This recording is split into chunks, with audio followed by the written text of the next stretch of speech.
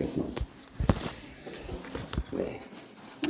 마태복음 1장 16절 그리고 히브리서 13장 8절. 오늘 설교의 제목은 니케아 신조에서 본 그리스도. 지난번 설교에 이어서 해도 전혀 문제가 없을 주제이기 때문에 마침 또 성탄절이기도 하고요. 어떤 그리스도인들 가운데 이런 음모론을 얘기하는 분이 있다고 해서 되게 놀랐는데요. 저는 처음 아는 사실인데 그 엑스마스 있잖아요. 엑스마스. 엑스마스 이게 뭔지 여러분 아시잖아요. 근데 이게 사탄이 세상 사람들로 하여금 크리스마스를 잘못 알게 하려고 X를 써가지고 만드는 거다. 이런 주장을 하는 사람이 있었답니다. 그리스도가 없어. 그리스도가 없는 성탄절. 뭐 이런 얘기를 했다고 해요. 이게 이제 문자를 모르다 보니까 생기는 해프닝입니다. 근데 사실 X 이렇게 쓰고 슬래시하고 MAS 마스, X 마스가 뭔지 아시죠? 뭡니까? 예? 크리스마스라고 읽잖아요. 근데 왜 크리스마스라고 읽는지는 아세요? 모를 수밖에 없죠. 이거는 이제 그리스어를 모르기 때문에 뭐 어쩔 수 없습니다. 근데 그리스어의 그리스도라고 하는 크리스토스라고 하는 첫자가 X예요. X로 불러있는데 크라고 하죠, 사실은. 근데 영어로 치면 이게 X 모양이에요. 근데 X는 헬라어로 크라고 하는 키 이렇게 말하는데, 그래서 크리스토스의 그 X 이니셜을 따가지고 크리스마스 이렇게 된 거죠. 사실은 이제 영어로 쓰면 크라이스트 하고 이제 메스 이렇게 해서 쓰기 때문에 아는데 한국 사람들 중에 그런 음모론을 얘기하는 분이 있어가지고 좀 당황스럽죠. 그거 보면 크라이스트잖아요. 그러니까 그리스도가 성탄절의 핵심이구나. 예수가 그리스도라는 것을 말하려고 하는구나라는 걸 눈치챌 수 있는 거잖아요. 또 한 가지 오해가 있는데요. 제가 여러분 그 단톡방에 보내드린 거 참고하시면 되는데, P에다가 X 이렇게 쓰인 그런 글자 혹시 보셨어요? P에다가 이렇게 그 밑에다가 X를 탁 써서 PX. 이게 PX 군대에서 뭐 이렇게 PX 요즘 PX라고 FF 뭐라고 그러죠? 네? 네. PX 옛날에는 원래 PX라고 그랬어요. 요즘은 좀 다르게 부르는데, 이게 이제 PX는 당연히 아닐 테고, 이 교회 가면 이렇게 P에다가 이렇게 써붙이는 그런 문양들이 꽤 있는데, 뭐 천주교에서 주로 많이 써붙이기도 하고, 그러니까 개신교는 그런 건 별로 좋아하지 않으니까 되게 이제 뭐 알려고도 하지 않고 그러는데, 이제 P는 peace, 평화, X는 아까 배웠잖아요. 그리스도는 평화구나. 뭐 이런 식으로 이제 설명을 하시는 분이 계신데, 그거는 아닙니다. 이게 X가 그리스도에서 온 건 맞고요. P는 그리스도의 두 번째 철자 르에 해당되는 R의 대문자가 P입니다. 헬라어에 P가 아니라 이제 P라고 읽는 건데 르라고 하는 발음이죠. 그래서 그리스도 할 때 이제 두 앞에 철자를 줄여가지고 PX처럼 보이는 표시를 하곤 합니다.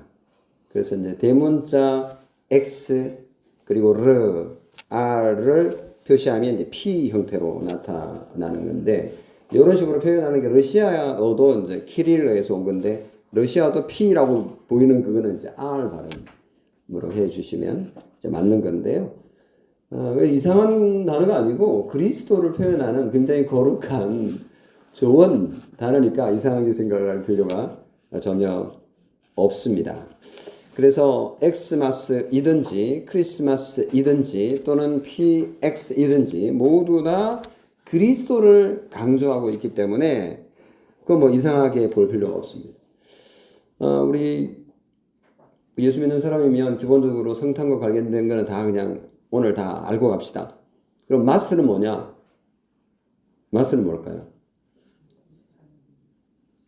마스는 예배라는 말인데 이것도 우리가 알 길이 없어요. 예. 이게 본래 단어가 마스가 아니었거든요. 미사라고 하는 라틴어에서 어디 시간이 지나면서 이게 바뀌어가지고 MAS로 바뀐 겁니다.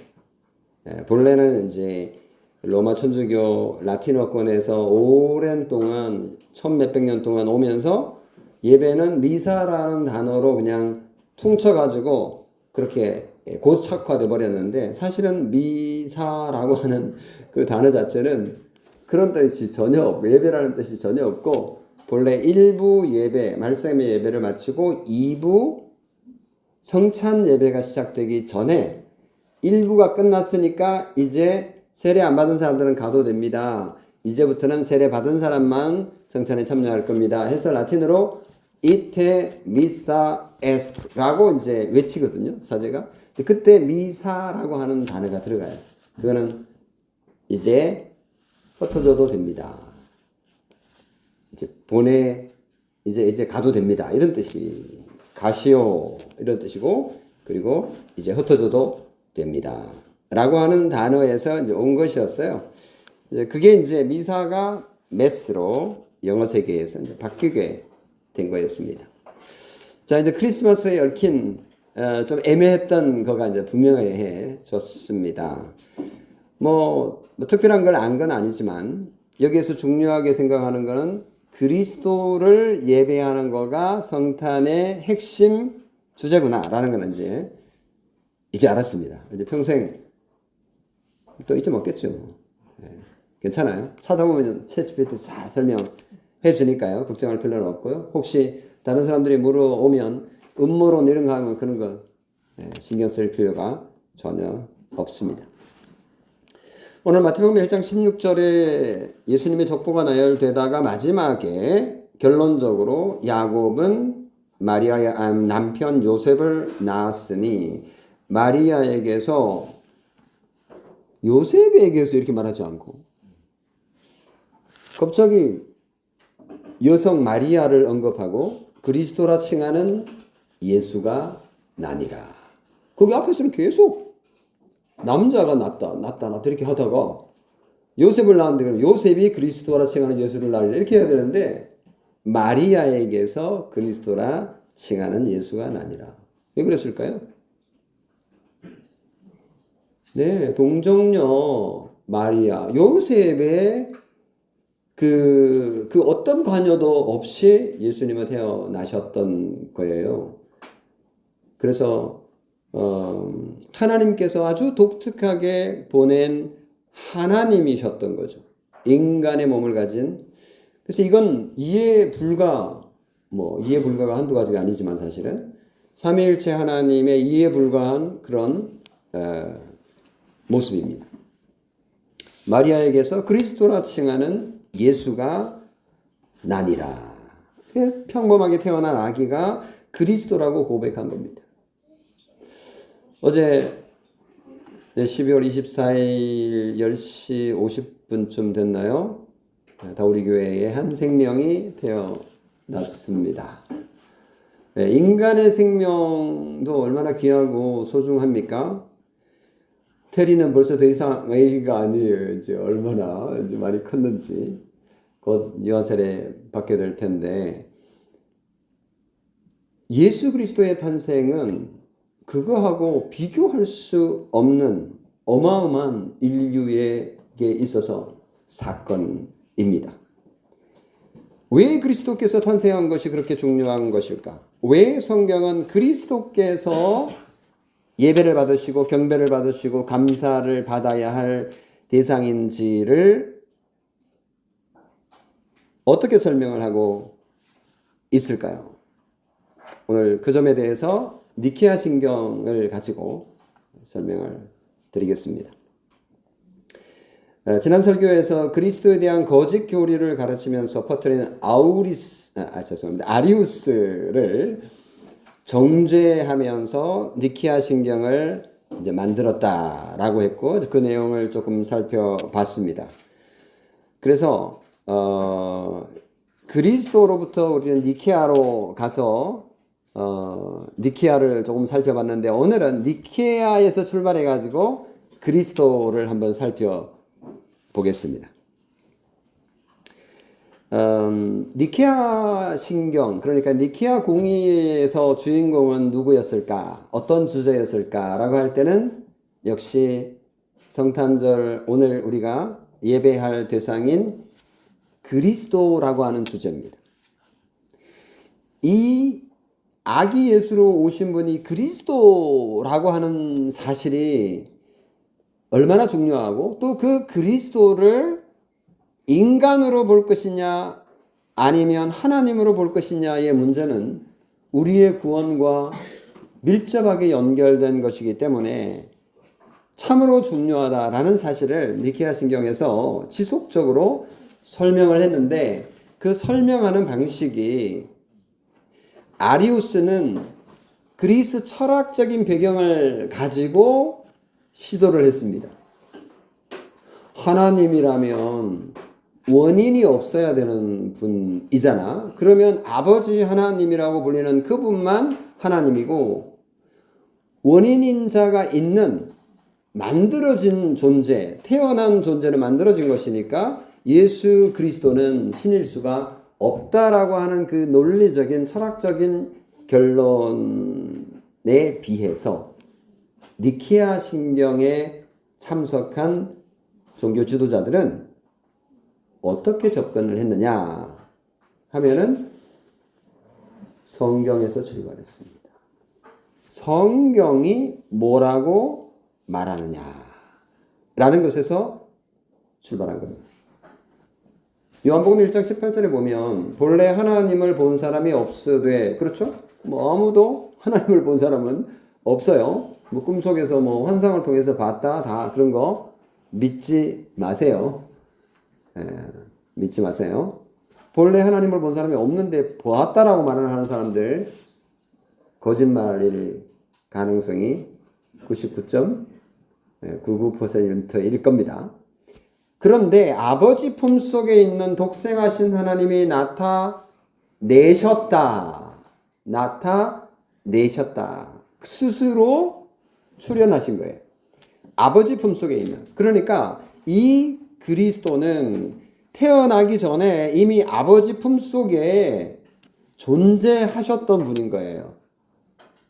그러니까 아리우스는 자꾸만 존재하지 않았던 때가 있다라고, 왜? 태어났으니까. 그 전에는 안 태어났잖아. 그러니까 없었던 거지 라고 아주 결론을 내려버렸어요. 그런데 성경은 이렇게 말하잖아요. 아버지 품속에 있는 독생하신 하나님이, 그분은 하나님이에요. 그분이 나타내셨다. 이건 우리가 정말 이해하기 힘들어요. 아리우스의 말처럼 독생하셨다는데, 근데 그분이 하나님이래. 근데 아리우스는 이걸 하나님으로 인정할 수 없다라고 우겼던 거죠. 근데 많은 사람들이 아리우스의 생각에 동의를 했었습니다. 처음에는 아리우스가 니케아 신경에서 엄청 닦였고 소위 밀려서 이단으로 정죄가 되었지만, 그 뒤로 또 다시 아리우스의 생각들이 올라옵니다. 지지하는 사람들이 많아지기 시작을 했던 거죠. 그래서 이게 쉬운 문제가 아니었습니다.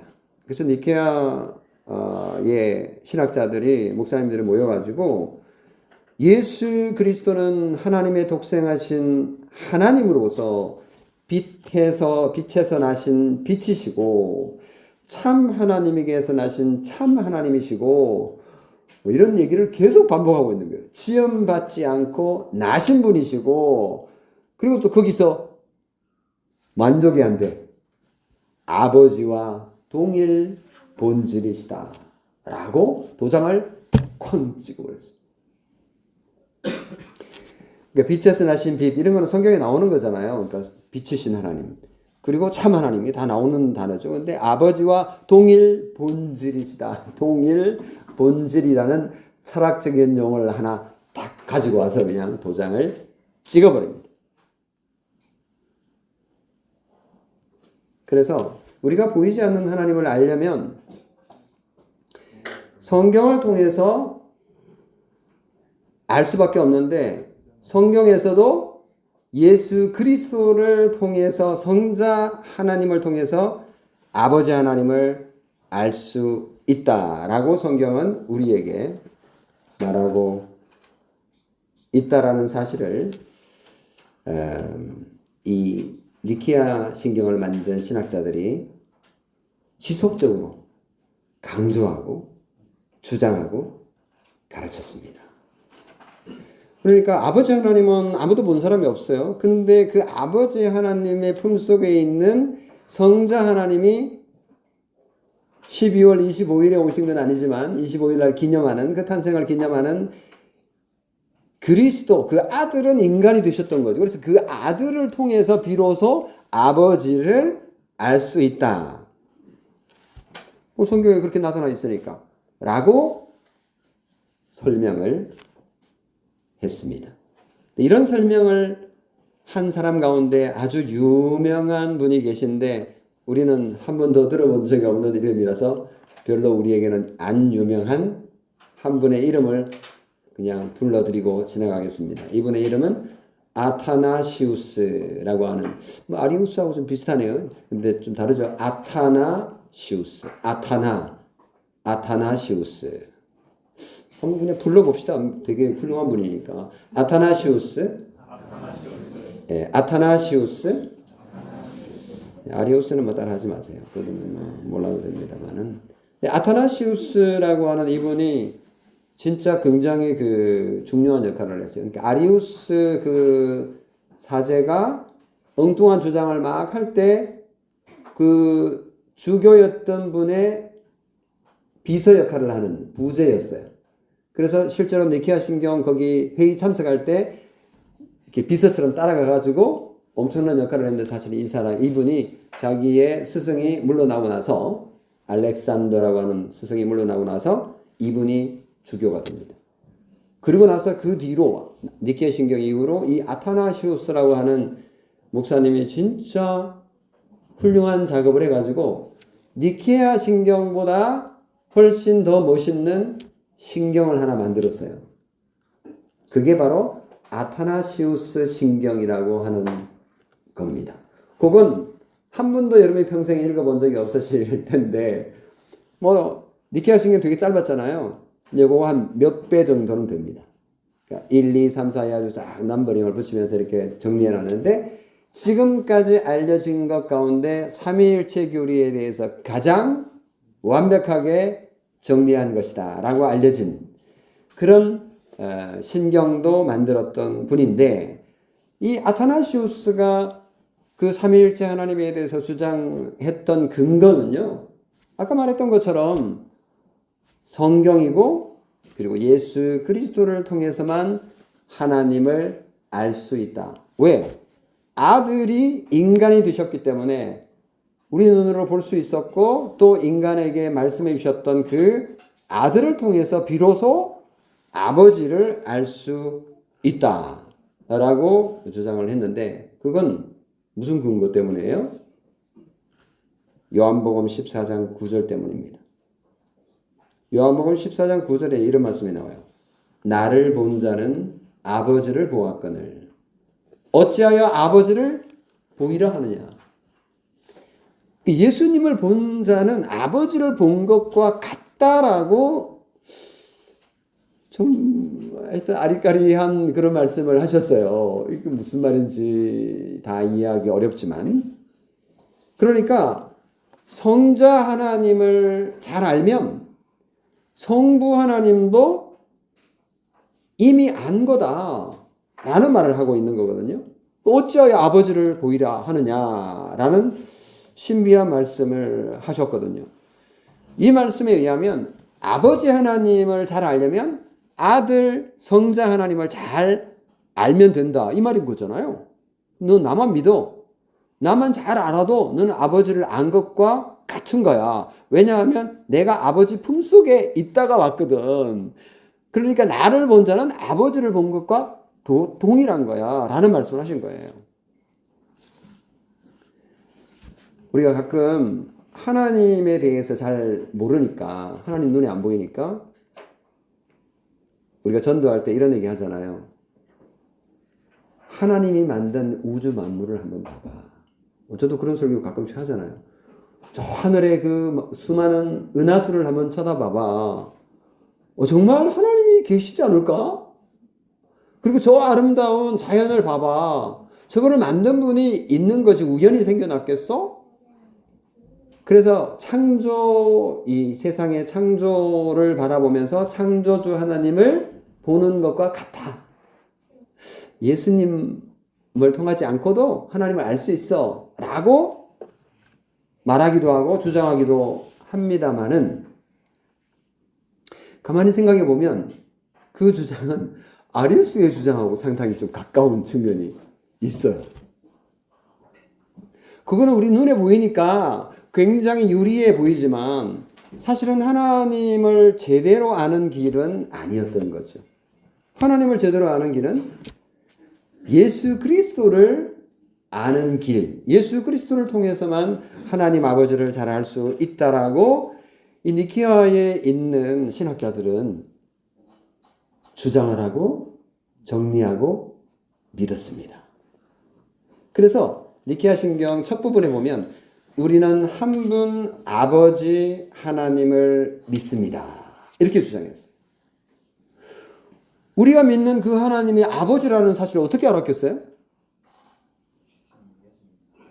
그래요. 예수님께서 그분의 아들이라는 걸 우리가 알게 되니까, 그분이, 예수님을 보낸 분이 아버지 하나님이구나라는 걸 알게 된 거지. 목사님 그냥 알았는데요. 그쵸. 여러분들이야. 어렸을 때부터, 그런 줄 알고, 앞에 우리 할아버지 할머니들이 그렇게 가르쳐 주니까 그런 줄 알고 배웠지만, 사실은 처음부터 그렇게 알 수 있는 게 아니었던 거죠. 그래서 지금도 유대인들은요, 하나님을 아버지로, 그렇게 예수 그리스도를 아들로 이렇게 못 믿는 거예요. 예수 그리스도를 아들로 믿지 않고는 하나님을 아버지로 고백할 수가 없어요. 예수님이 언제 당신을 보낸 그 성부 하나님을 아버지라고 가르쳐 줬을까요? 주기도문을 가르쳐 주실 때 하늘에 계신 우리 아버지, 사실은 당신이 그렇게 기도했을 거예요. 하늘에 계신 내 아버지요, 이렇게 기도했을 것 같아요. 근데 너희들도 그렇게 불러도 돼. 아버지라고, 우리 아버지라고 가르쳐 주셨기 때문에 비로소 우리는 아버지 하나님을 알 수 있는 겁니다. 목사님 질문 있어요. 뭡니까? 그러면 구약에는 아버지 하나님 얘기가 없나요? 생각해 보세요. 구약에 아버지 하나님 잘 없습니다. 있긴 해요. 몇 군데 있긴 해요. 예를 들면 신명기 32장, 출애굽기 4장, 이사야 63장 이런데 한 4군데 정도 하나님을 아버지로, 그리고 이스라엘을 아들로 표현하면서 이제 아버지라는 개념이 있긴 해요. 그런데 예수님께서 비로소 아버지 하나님의 아들이라는 존재로 오시며 그 정체성을 드러내셨을 때에 성부 하나님이 완벽하게 드러나셨습니다. 근데 이거를 이 니케아 신경에 모인 신학자들이 발견하고 정말 놀랐던 거죠. 그냥 아버지 하나님으로 믿어왔죠. 근데 이게 좀 어떻게 되는 거지? 이때 한 번 더 성경을 가지고 생각하게 된 것입니다. 그래서 하나님은 헤어난 적이 없는 철학적 사유에 의한 결론이 아니라 그냥 아버지 하나님으로 계셨던 것입니다. 그리고 그 아버지는 독생하신 아들 예수 그리스도를 소유하고 계셨고 두 분이 함께 사랑하는 관계였던 것입니다.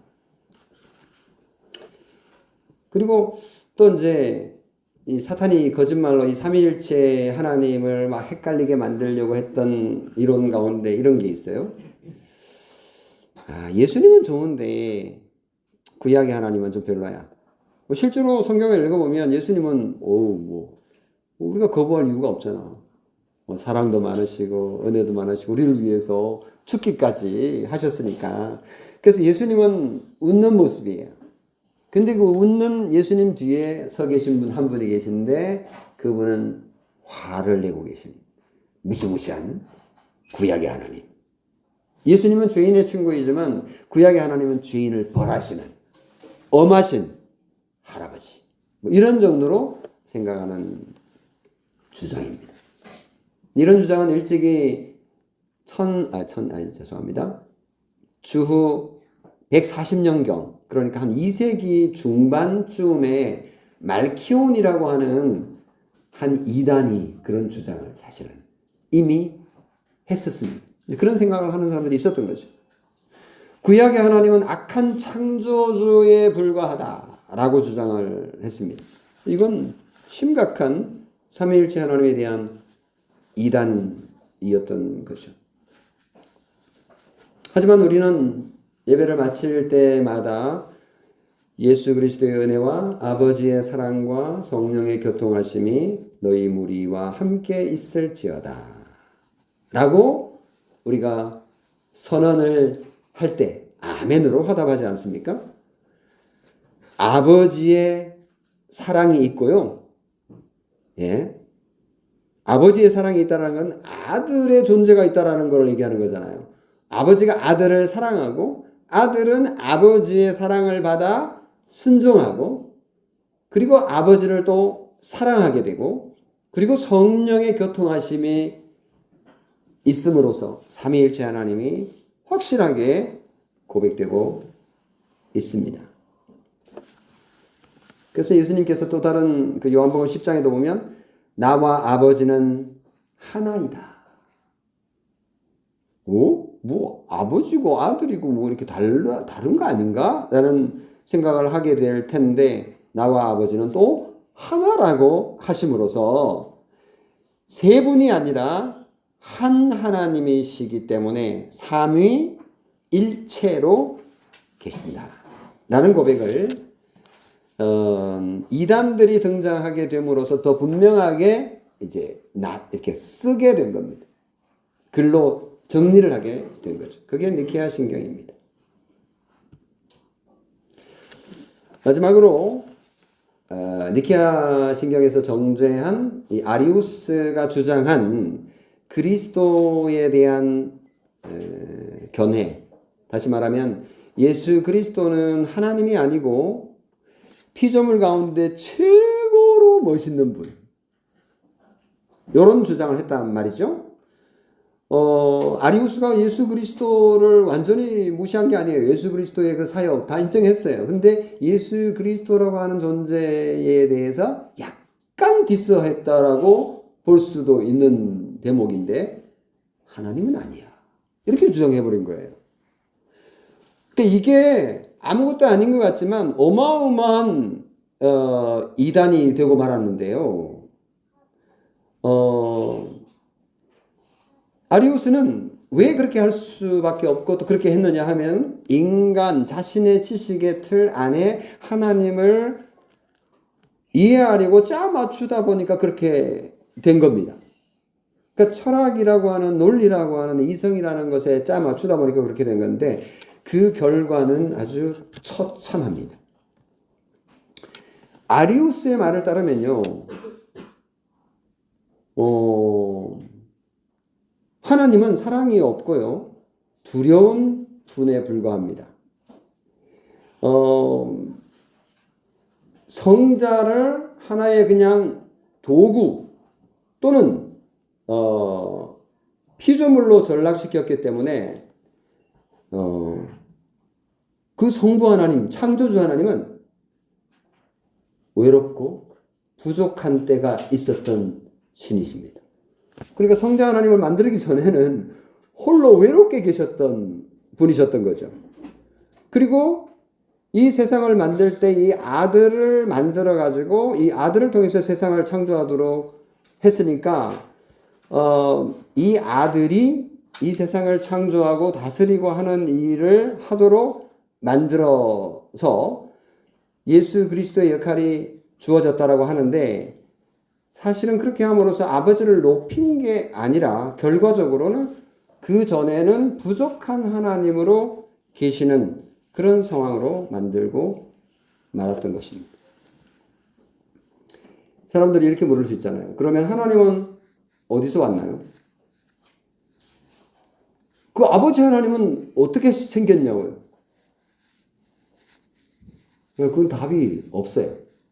그러니까 어디로부터 오지 않았기 때문에 그분은 정말 하나님이야 라고 아리우스는 이해를 했는데, 원인자가 없는, 원인이 없는 존재가 곧 신일 거다라고 하는 그 공식에 맞아 떨어지니까 하나님이라고 봤지만, 우리는 어떻게 그 하나님을 아느냐?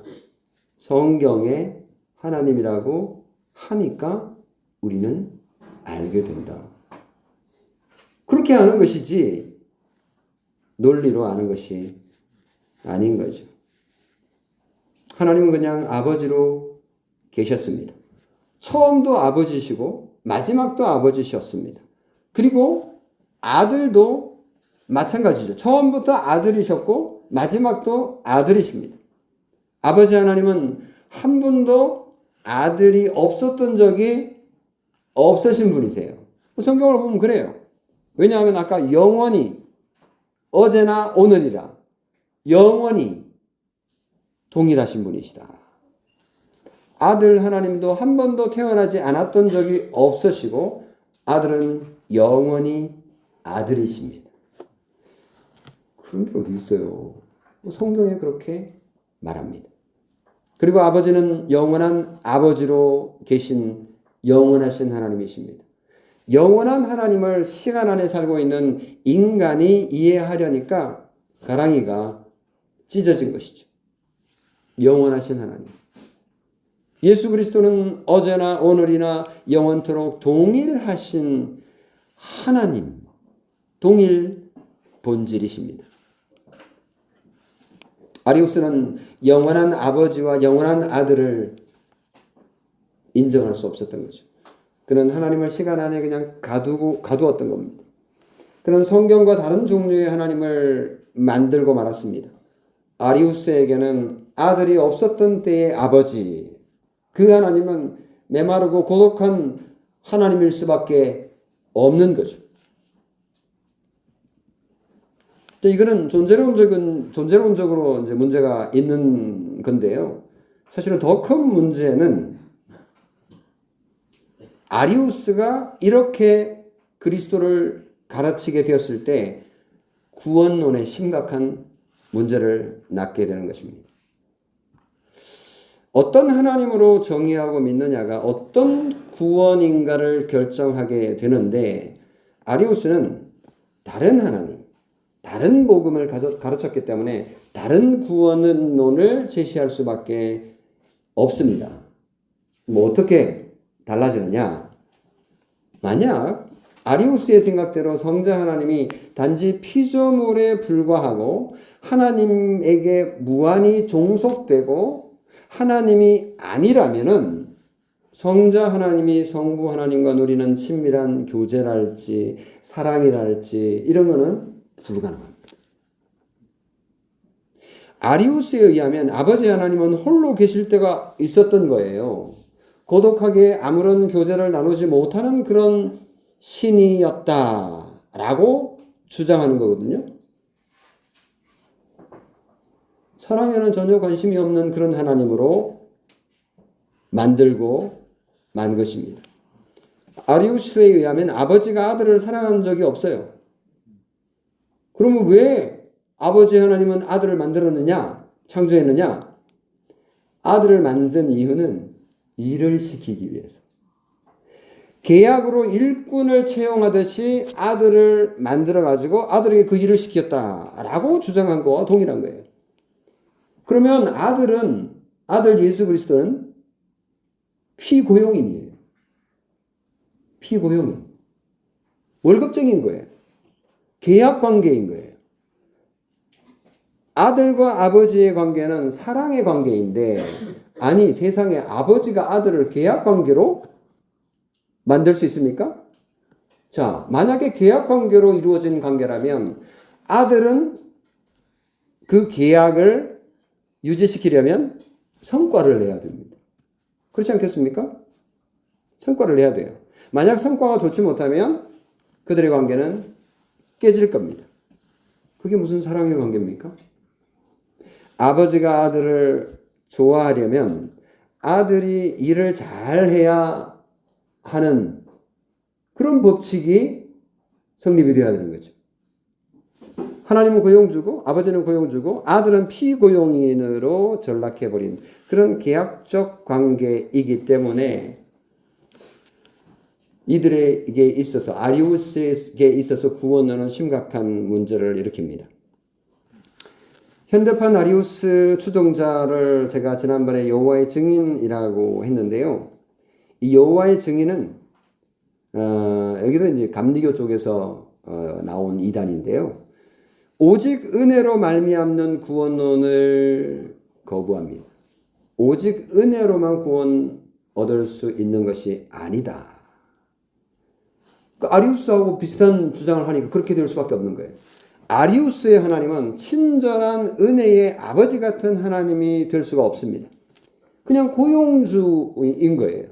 그러면 우리가 하나님의 아들로 입양되었다라고 할 때 아버지 하나님은 자녀인 우리에게 그런 고용주와 같은 요구를 하게 될 게 뻔한 거죠. 아리우스에 의하면 우리는 하나님과 계약적 관계에 있을 뿐인 거죠. 그러니까 성자 하나님과도 계약적 관계인데 성자 하나님을 믿는 우리와도 하나님은 계약적 관계일 수밖에 없는 거예요. 그래서 우리는 기계적으로 선행을 행하지 않으면 하나님은 우리를 계약 무효하실 상황인 거죠. 심각해집니다. 아리우스에게 있어서 아들은 아버지에게 자격을 얻기 위해서 하늘 영광의 자리를 얻기 위해 무한 노력해야 하는 그런 존재에 불과한 것입니다. 그래서 우리는 단지 올바른 일만 해 가야 하는 기계적 인간으로 전락할 수밖에 없습니다. 착한 일을 하고 있을 때에만 의미 있는 그런 존재일 뿐인 거죠. 그래서 아리우스식으로 그리스도를 믿고 예수를 믿게 되면 행위로 말미암아서 하나님께 점점 올라가는 그 길밖에 없는 거예요. 그렇게 아리우스의 구원은 행위 구원으로 나아갈 수밖에 없다라는 사실을 확인하게 됩니다.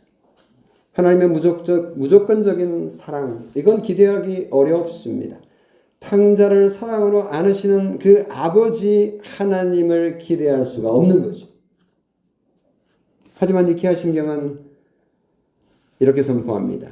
아들은 아버지와 동일 본질이시며 영원히 사랑받는 영광 속에서 항상 아버지 곁에 계십니다. 여기에 왜 사랑을 갖다 붙일까요? 영원히 사랑받는 영광 속에서 항상 아버지 곁에 계시는 분이라고. 사랑의 하나님이신 거예요. 계약관계의 하나님이 아니신 거죠. 사랑의 하나님. 사랑하고 사랑받는 그리고 순종하는 기뻐하는 그런 삼위 하나님의 관계를 니케아 신경이 선포를 했습니다. 성도 여러분, 이것이 우리에게 아무것도 아닌 것 같지만 정말 우리에게 귀한 복음을 전해주고 있습니다. 그래서 아들 예수 그리스도는 우리를 위하여, 우리의 구원을 위하여 이 땅에 오셨고 인간이 성육신 하셔서 인간이 되셨습니다. 그리고 고난을 받으시고 십자가에 죽으시고 살아나셔서 하늘로 올라가셨습니다. 그리고 사랑받는 그 아버지와 우리의 구원을 위하여 지금도 의논하시며 우리에게 사랑을 베풀어 주시는 분이십니다. 오직 영원하신 아들 아버지와 하나이신 분만이 우리를 하나님과의 참된 사랑의 교제로 이끌 수 있음을 믿으십시오. 오직 그분만이 우리와 함께 계시기 때문에 우리는 하나님을 아버지라 부를 수 있습니다. 우리의 아버지가 되시고 우리를 입양해서 우리를 자녀 삼으시고 하나님의 사랑을 보여주셨으니 우리도 오늘 하나님께 감사의 예배를 찬송을 드릴 수 있습니다. 오직 영원하신 아들 아버지 곁에서 독생하신 하나님만이 우리에게 하나님의 자녀가 되는 권세를 주실 수 있음이 얼마나 감사한지요. 아리우스에 있어서 우리들은 아들은 아버지에게 자격을 얻기 위해 하늘 영광의 자리를 얻기 위해 노력하는 존재입니다. 그래서 우리는 단지 올바른 일만을 위해서 살아가야 되는 그런 존재처럼 살아야 되는데 우리는 이 니케아 신경을 통해서 그런 올무에서 벗어날 수 있습니다. 행위로서 하나님을 만족시킬 수 있는 것이 아니라 예수 그리스도의 대속의 죽음으로 하나님을 만족시킬 수 있고 우리는 믿음으로 그 하나님의 사랑을 받아 누릴 수 있음이 우리에게 얼마나 큰 복인지 오늘 성탄절날 확인하게 됩니다. 아들은 아버지와 동일 본질이시며 영원히 사랑받는 영광 속에서 항상 아버지로 계시는 이 하나님을 오늘도 찬양하며 설교를 마치겠습니다. 기도하겠습니다. 좋으신 아버지 하나님, 오늘 우리를 사랑하시는 아버지 하나님, 그리고 아들을 영원히 사랑하시며 아들을 우리에게 보내주셔서 우리의 모든 죄를 위하여 십자가에 고통당하여 죽게 하시고 죽음에서 부활하여 승천하셔서 오늘 지금도 우리를 위하여 우리의 구원을 위하여 아버지와 소통하시며 사랑을 나누시며 우리에게 사랑을 베풀어 주시기를 원하시는 그 하나님 니케아 신경에서 제대로 고백하고 인정하고 우리에게 신앙의 유산으로 물려주셔서 오늘 그 말씀을 기억하며 생각하며 하나님의 구원을 기뻐할 수 있게 하시니 고맙습니다. 성부와 성자와 성령께 영광이 태초와 같이 지금도 항상 영원히 있을 것임을 믿어 의심치 않으며 우리 주 예수 그리스도의 이름으로 기도합니다. 아멘.